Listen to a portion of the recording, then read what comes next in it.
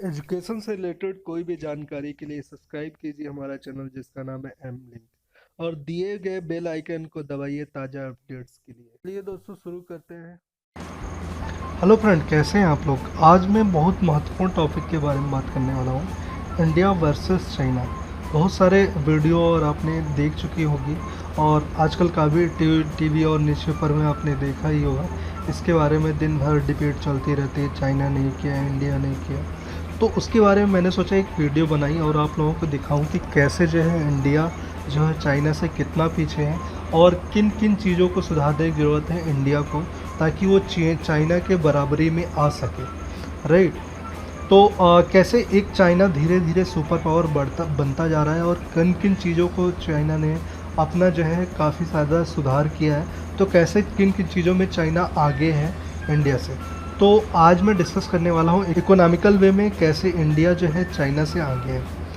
तो सबसे पहले बात करते हैं जीडीपी पर कैपिटा की, कितनी है चाइना की पिछले 10 सालों में। तो सबसे पहले मैं बात करता हूँ 2010 से शुरू करता हूँ। तो 2010 में आप देख सकते हैं कि जीडीपी पर कैपिटा थी डॉलर में 4550 और वहीं जो है ग्रोथ रेट थी 18.74। जब आप देख भी सकते हैं चाइना ने हर साल 10 साल जो है इम्प्रूवमेंट ही किया है, अपने बेहतर ही बनाया है। राइट। तो ये चाइना के बढ़ने का एक रीज़न ये भी हो सकता है कि चाइना ने कैसे अपना इम्प्रूवमेंट किया है। आगे अगली स्लाइड पे चलते हैं और बताते हैं। देखिए, वहीं मैं बात करूं 2015 से लेके अभी तक 2019 में कितना हुआ। वहीं जो है आप देख रहे थे 2010 में $5550 था और आज जो है देख सकते हैं 2019 पहुंचते पहुंचते जस्ट डबल हो गई है। तो इन्होंने जो है काफ़ी अच्छा जो है 10 सालों में अपना काफ़ी ज़्यादा इम्प्रूवमेंट किया है। अभी मैं आगे दिखाऊंगा कैसे जीडीपी लगभग इनकी आज से 10 साल पहले इंडिया और चाइना की लगभग बराबर हुआ करती थी। फिर जो है चाइना ने कैसे अपने आप को सुधारा और बेहतर बनाया और आज जो है चाइना को टक्कर देने वाला कोई भी धीरे धीरे एकदम यूएस को टक्कर देने के लिए इतनी सुपर पावर बनता जा रहा है। तो राइट।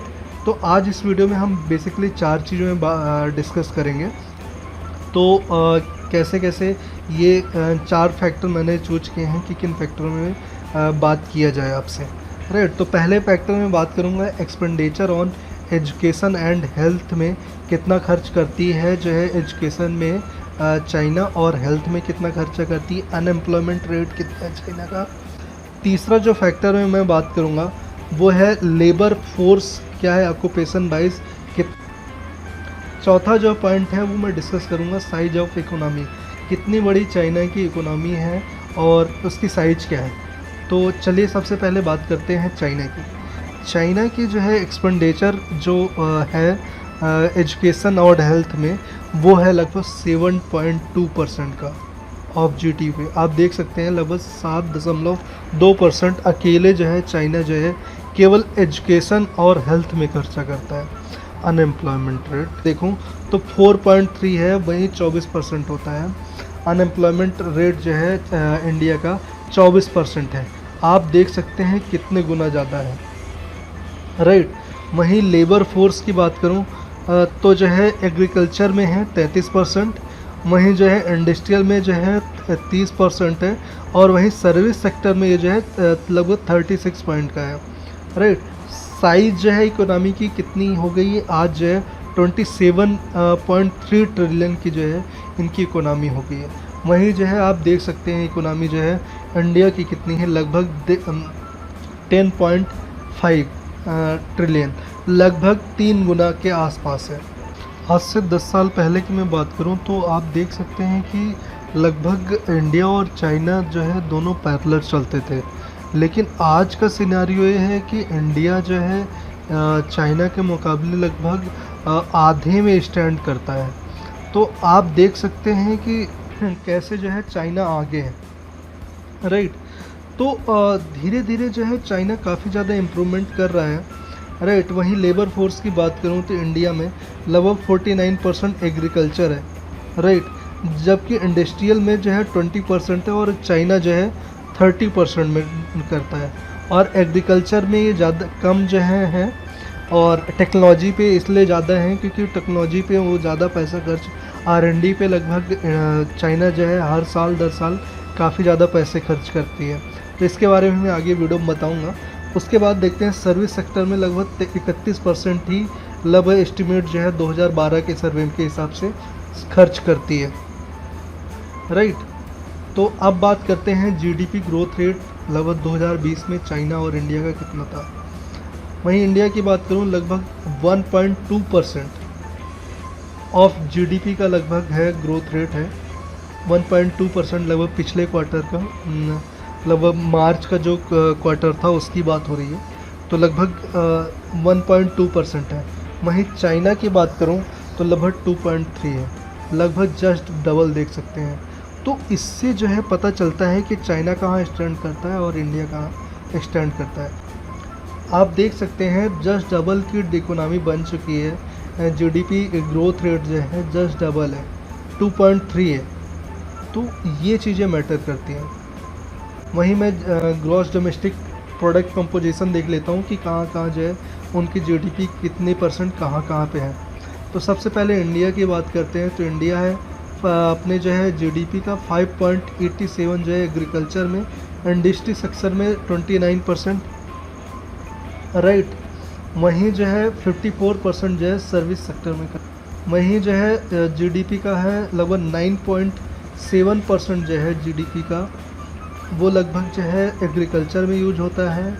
वहीं दूसरा जो है इंडस्ट्रियल में 43% और सर्विस में जो है 46% है।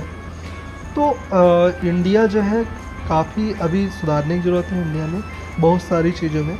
अब बात करते हैं एक्सटर्नल डेट की। External debt, right.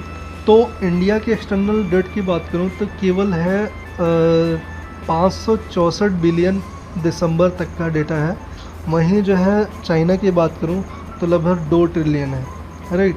तो यहाँ से ही आप अंदाज़ा लगा सकते हैं कि चाइना और इंडिया कितना ज़्यादा आगे है, कितना ज़्यादा उधार है उस पर, कितना ज़्यादा उधार जो है दे के रखी है। तो मेरे हिसाब से जो है इंडिया धीरे धीरे डेट रिडन कंट्री बनता जा रहा है, right, as compare to China. अब वहीं डिफेंस बजट की बात करूं तो हर साल कितना खर्च करती है इंडिया, लगभग जो है 70 बिलियन जो है फरवरी का जो अभी बजट आया था उसके हिसाब से। तो 70 बिलियन का जो है बजट है इंडिया का, और चाइना का डिफेंस बजट देखते हैं तो लगभग 178 का है। तो आप देख सकते हैं कि डिफेंस बजट इंडिया जो है कितना खर्च करती है और चाइना कितना खर्च करती है, राइट। अब देख लेते हैं कि दोनों के शेयर्स कितने हैं, ग्लोबल इकोनॉमी पे शेयर्स कितना है। वहीं इंडिया जो है ग्लोबल इकोनॉमी केवल 3% की भागीदारी रखती है, और चाइना जो है लगभग 15% की भागीदारी रखती है वो ग्लोबल इकोनॉमी में। तो ये काफ़ी अच्छा इंडिकेटर है चाइना के लिए कि लगभग 5 गुना जो है अभी ग्लोबल इकोनॉमी में उसकी हिस्सेदारी है, राइट। अब देख लेते हैं R&D एक्सपेंडिचर जो है कितना है इंडिया का और चाइना का। तो रिसर्च एंड डेवलपमेंट में जो है चाइना केवल 0.35% GDP का खर्चा करती है, वहीं चाइना जो है लगभग 2% के आसपास जो है अपनी GDP का जो है केवल R&D में सर्च करती है, रिसर्च एंड डेवलपमेंट में। तो ये चीज़ें मैटर करती हैं कि टेक्नोलॉजी को लेके आप कितना जो है एक्टिव हो, राइट, नए नए रिसर्च करना, नए। तो ये जो है चाइना वैसे में तो इन्वेंशन में जो है टेक्नोलॉजी के मामले में चाइना अभी जो है US के बाद सुपर पावर धीरे धीरे बनता जा रहा है, लेकिन इंडिया को भी जो है अपने देश पे ही लगभग ये करना चाहिए कि जो है बाहर से इंपोर्ट कम करें, और हो सके तो ज़्यादा से ज़्यादा जो है अपनी चीज़ें जो है यहीं पे मैन्युफैक्चरिंग करें और यहीं पे बनाएं, राइट। तो चाइना यहाँ पे काफ़ी अच्छा कर रहा है, जो कि एक्सपोर्ट में बात करूँ तो जो है काफ़ी ज़्यादा आप देख ही सकते हैं कि लगभग बहुत ही ज़्यादा एक्सपोर्ट करता है इंडिया। चाइना जो है लगभग 40% अकेले हैं ग्लोबल इकोनॉमी में, आप देख भी सकते हैं, राइट। तो अब आगे डाटा की बात करते हैं। तो GDP of India versus China कितनी है। तो ये ग्राफ के हिसाब से आप देख सकते हैं लगभग जो है ये है 2008 में लगभग जो है इंडिया की ग्रोथ जो है जीडीपी जो है डाउन आई थी, लगभग 3.09 की आई थी। वहीं चाइना जो है लगभग कॉन्स्टेंटली बढ़िया चल रहा है, राइट। अभी जो है इंडिया लगभग जो है चाइना से थोड़ा सा आगे है, बेटर परफॉर्म कर रहा है, राइट, 7.1 आगे है। तो ये काफ़ी अच्छा संकेत है। वहीं जो है चाइना अभी थोड़ा सा लूज हो रहा है, 6.76 की अभी जीडीपी ग्रोथ रेट है। वहीं बात करते हैं एक्सपोर्ट कितना करता है।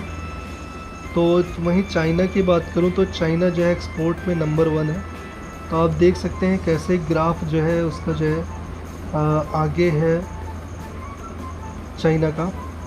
तो अपने जीडीपी के कितने परसेंट, लगभग 9.5% जो है इंडिया करता है। वहीं चाइना जो है 9.7% जो है एक्सपोर्ट करता है। तो आप देख सकते हैं कि चाइना आप धीरे धीरे जो है कम कर रहा है वैसे में, और चाइना जो है इंडिया भी बेहतर कर रहा है अपने आप को, जो है एक्सपोर्ट पे ज़्यादा ध्यान दे रहा है। तो मेड इन इंडिया पे ज़्यादा ध्यान दे रहा है अब अभी कुछ सालों से। लेकिन वहीं चाइना की बात करूं तो चाइना जो है आज से लगभग 10 साल पहले ही चाहे टेक्नोलॉजी बेस पे है चाहे मैन्युफैक्चरिंग सेक्टर पे, हर सेक्टर पे जो है मेड इन चाइना बना चुकी है, राइट। लगभग 90% से 80% तक जो भी प्रोडक्शन होता है चाइना में, वो खुद चाइना के अंदर ही होता है, राइट। इसीलिए जो है वहाँ पे सारी बहुत ही कम चीज़ें जो है इम्पोर्ट की जाती है, राइट। वहीं इंडिया की बात करूँ तो लगभग यहाँ पे क्या होता है कि बाहर से जो है रॉ मटेरियल मतलब कंप्लीट गुड्स मंगाया जाता है और फिर यहाँ पे इंडिया में यूज होता है। लेकिन चाइना क्या करता है कि बाहर से रॉ मटेरियल जो है इम्पोर्ट करता है और यहाँ से जो है अपने ही देश में उसे प्रोड्यूस करता है, मैन्युफैक्चरिंग करता है। प्रोडक्शन करने के बाद जो कंप्लीट गुड्स होता है वो एक्सपोर्ट करता है। तो उसकी जो वर्थ भी हो जाती है, ज़्यादा हो जाती है, और उसकी वैल्यू भी ज़्यादा हो जाती है।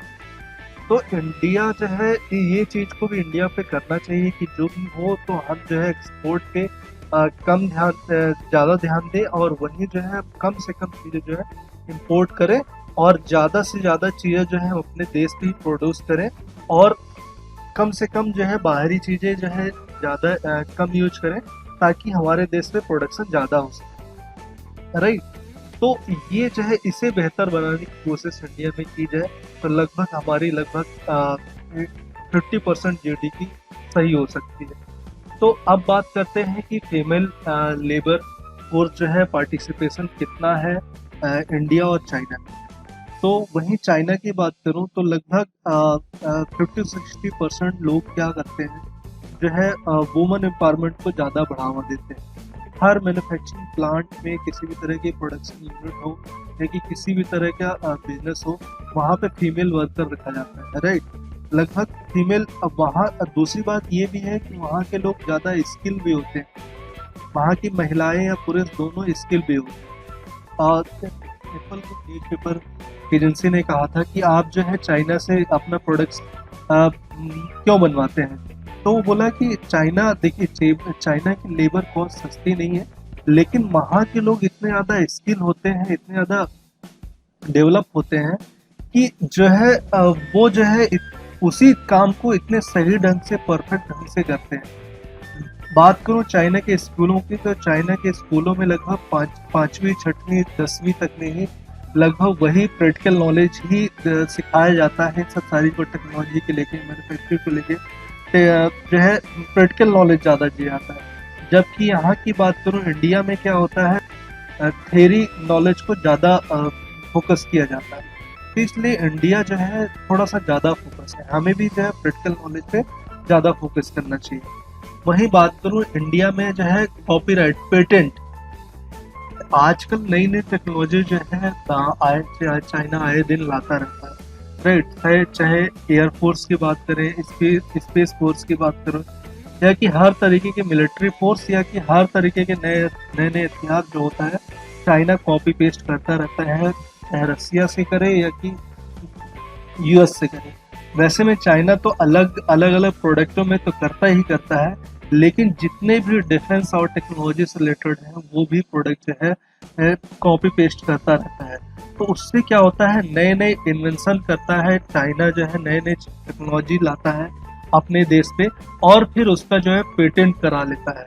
लगभग आप देख सकते हैं कि चाइना जो है यूएस में मुकाबले आज से लगभग 10 साल पहले यूएस और चाइना साथ साथ चलते थे।